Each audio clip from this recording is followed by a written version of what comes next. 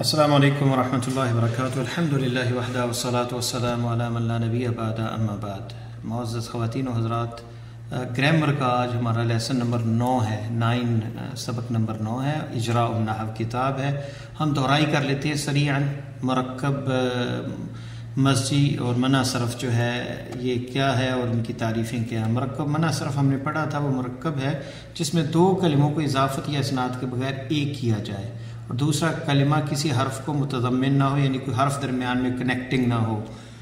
بال بکہ، یہ دراصل بال بکہ، یہ دو لفظ دونوں کو ایک کیا گیا، یہ منع من الصرف۔ حاضر موت، یہ شہر کا نام ہے، وہاں موت بہت زیادہ ہوتی تھی تو نام ہی پڑ گیا حاضر موت۔ معدی کربہ، یہ بھی اسم ہے، دو لفظوں پہ یعنی جڑا ہوا ہے، مرکب ہے۔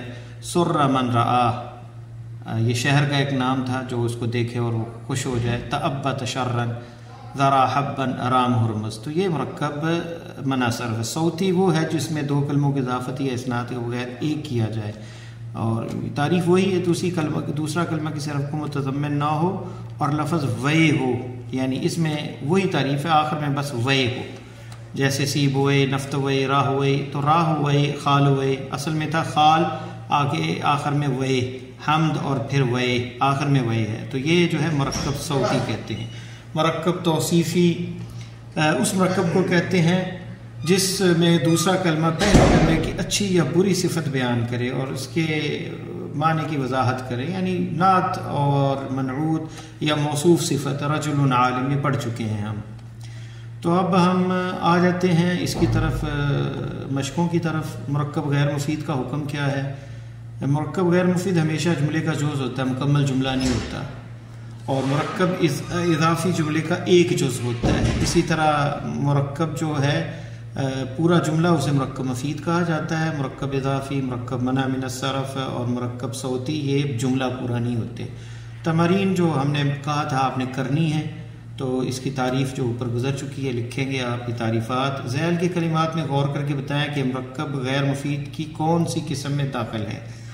نخل منقعر، نخل منقعر موصوف صفت ہے۔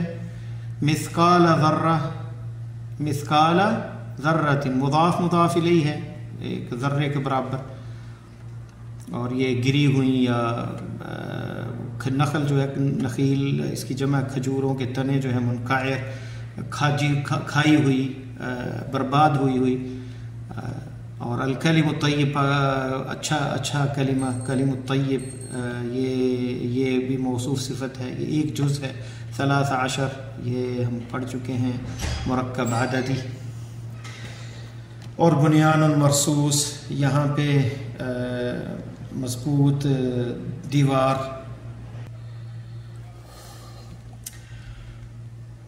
تو یہ مشقیں جو ہم کر رہے تھے، اس میں بنیان مرصوص یہاں پہ موصوف صفت ہے۔ رب العالمین مضاف مضاف الیہ، یہ بھی جز ہے، غیر مفید ہے، مرکب غیر مفید ہے۔ الکتاب المبین موصوف صفت ہے، کھلی کتاب۔ تأبت شرًا، یہ مرکب منع صرف ہے۔ عبد مومن، بندہ مومن، یہ موصوف صفت ہے۔ قلوبہم مضاف مضاف الیہ، ان کے دل۔ امت مؤمنہ، یہ بھی موصوف صفت ہے۔ 14، مرکب بنائی یا مرکب جو ہے پیچھے گزر چکا ہے، مرکب عددی۔ نفخۃ واحدہ، ایک پھونک پھونکی جائے گی قیامت کے روز، یعنی سور کے اندر، یہ موصوف صفت ہے۔ زنجوی، وی آخر میں آیا ہے، یہ مرکب منع صرف ہے۔ امت مقتصدہ یا زنجوی مرکب صوتی ہے۔ امت مقتصدہ موصوف صفت ہے۔ نصر اللہ، یہ مضاف مضاف الیہ ہے۔ حضر موت، یہ بھی مرکب منع صرف ہے۔ لإیلاف قریش، لإیلاف، تو ایلاف قریش، یہاں پہ جو ہے ایلاف قریش، یہاں پہ یہ مضاف اور مضاف الیہ ہے، لام حرف جر ہے، اس لیے یہ ایلافونی ہے، ایلافی ہے۔ لحمن طرین موصوف صفت ہے، طری یعنی گوشت جو ہے طریًا تازہ، یا پھر اس کو کیا کہیں خشک جو نہیں ہوتا اسے طری کہتے ہیں۔ الشیطان الرجیم یہ بھی موصوف صفت ہے۔ تو حلالا طیبہ موصوف صفت ہے۔ ایام معدودہ یہ بھی موصوف صفت ہے۔ ذریۃ طیبہ بھی موصوف صفت ہے۔ آیات محکمات یہ بھی موصوف صفت ہے۔ نعت منعوت۔ اسوۃ حسنہ یہ بھی موصوف صفت ہے، اور یہ مرکب غیر مفید ہے۔ المسجد الحرام یہ موصوف صفت ہے۔ یہ بھی ذیل کے کلمات میں غور کر کے انہیں درست انداز میں لکھیں اور یہ بتائیں کہ ان میں کیا غلطی ہے۔ تو دیکھیں الولد الصالح، تو اس میں کیا غلطی ہے؟ الولد الصالح آئے گا، مؤنث نہیں آئے گی صفت جو ہے۔ المطل الغنی تو یہ مضاف مضاف الیہ ہے، تو مطل الغنی الف لام نہیں آئے گا یہاں پہ، یعنی امیر آدمی کو لارا دینا اور اس کو ادا نہ کرنا، یا جو غنی آدمی ہے وہ اپنا قرض ادا نہ کرے اور اسے دیر کرے تو اسے مطل الغنی، اس کا دیر کرنا جو ہے یہ ظلم ہے۔ حدیث میں آتا ہے مطل الغنی یہ ظلم۔ البیت الجدیدہ یہاں تا غلط ہے، الجدید آئے گا، موصوف صفت مطابقت ہوتی ہے، مضاف یہ موصوف ہے، یہ صفت ہے، نعت ہے، یہ منعوت ہے، یہ نعت ہے اور یہ منعوت ہے۔ خمسۃ و عشرہ اس میں واو زائد ہے، خمسۃ عشرہ آئے گا، خمسۃ عشر یہ واو نہیں آئے گا۔ کتاب مبارکن، مبارکن غلط ہے، کتاب مبارکن یا کتابا مبارکن۔ معدی کاربن یہ تنوین نہیں آئے گی، منع صرف ہے تو یہ مادی کاربہ۔ سفینۃ صالحۃن غلط ہے، سفینۃ صالحۃ یہ اعراب میں مطابقت ہوگی، سفینۃ یہاں پہ بھی صالحۃ آئے گا۔ الرجل الکریم، الکریمن تنوین نہیں آتی الف لام کے ساتھ، اور یہاں پہ بھی یہ غلط ہے، الرجل نہیں آئے گا، کیا ہے؟ تو الرجل الکریم، عذاب علیم یہاں علیمن ہے، یہ غلط ہے، دردناک عذاب۔ الماء الحار الف لام کے بعد ساتھ تنوین نہیں آتی، تو الماء الحار گرم پانی۔ المسجد الجامعۃ یہ غلط ہے، یہ مؤنث ہے، المسجد مذکر ہے، تو المسجد الجامع۔ الاستاذ الشفوق، الاستاذ الشفوق، الاستاذ الشفیق آئے گا میرا خیال، شفوقن یہاں پہ ہے، الاستاذ الشفوق یعنی مبالغے کا صیغہ ہے، بہت شفقت کرنے والا استاد، تو یہاں الف لام کے ساتھ تنوین آئی ہے اور یہ تنوین الف لام کے ساتھ نہیں آتی۔ الشفوق فرسن الاحمر، تو یہاں پہ بھی فرسن الاحمر یہاں الف لام زائد آیا ہے، احمر آئے گا، تو یہاں پہ فرسن کے ساتھ موصوف صفت ہے، تو فرسن احمر آئے گا، الاحمر الف لام بھی نہیں آئے گا، الف لام اس میں زائد ہے۔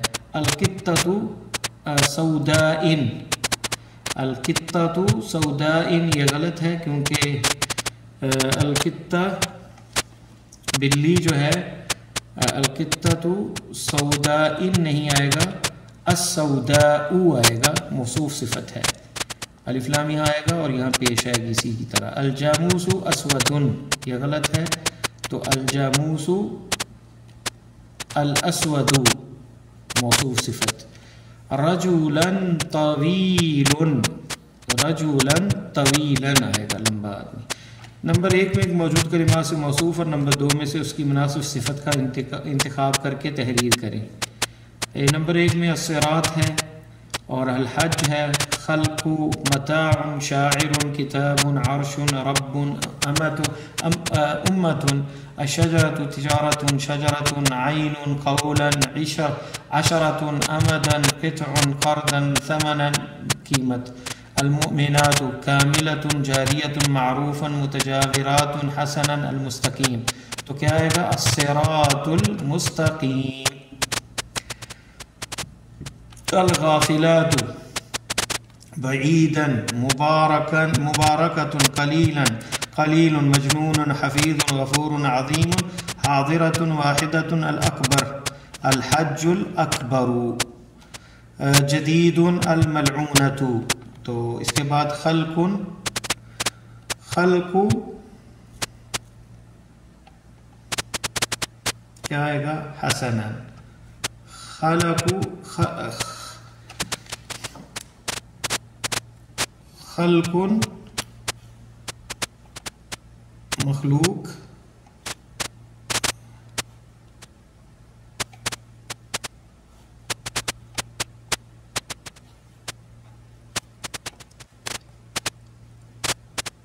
ان میں سے موصوف اور دو میں سے اس کی صفت. خلقن حسنا خلقن تو خلقن حسنا آئے گا یا پھر خلق عظیم آئے گا. خلق عظیم بہت عظیم مخلوق. متاع کیا آئے گا متاع نفع کا سودا. متاع قلیل متاع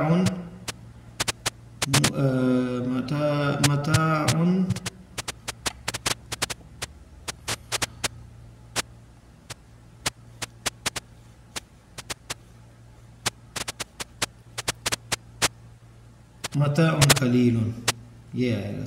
تھوڑی سی متاع دنیا متاع قلیل ہے. شاعر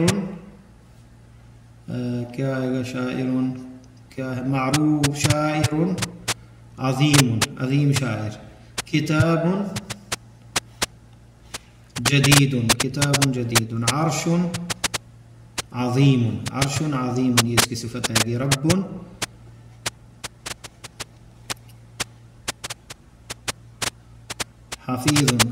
حفیظ یا غفور رب غفور.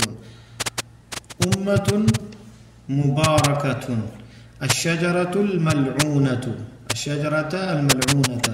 تجارة حاضرة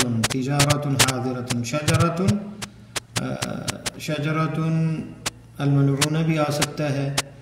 شجرة جو ہے اس کے ساتھ جو ہے شجرة کا ساتھ آئے گا واحدة ایک یا مبارکة شجرة مبارکة. عین حاضرة یا پھر عین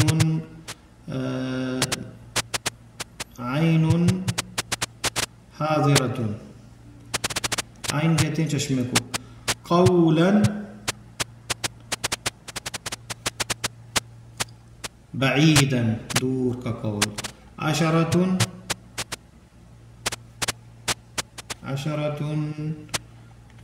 کیا آئے گا قلیل کاملة جا. عشرة حاضرة یا کاملة یہ آ گیا شروع میں. عشرة کاملة پورے 10. امدا بعیدا کہاں یہ آیا. اور قطع متجاورات یہ قرآن میں ہے قطع متجاورات. قرضا حسنا ثمنا قلیلا کہاں ہے قلیلا یہ ثمنا قلیلا تھوڑی یا پھر معروفا. المؤمنات الغافلات ثمنا المؤمنات الغافلات. تو یہ موصوف صفت اس طرح یہ پوری ہوگی. ذیل کے مرکبات مرکب توصیفی انہیں درجہ ذیل طریقے سے جملہ اسمیہ میں تبدیل کریں. باب مفتوح کیا آئے گا الباب مفتوح. ایاما جمیلہ الایام جلیلہ یہ جملہ اسمیہ ہے یہ مرکب توصیفی ہے. الطالب المجتہد البنت مؤدبۃ. آپ اس میں ملاحظہ کریں گے کہ جو مبتدا ہے وہ معرفہ ہے اور پھر جو اس کی خبر ہے وہ نکرہ ہوگی.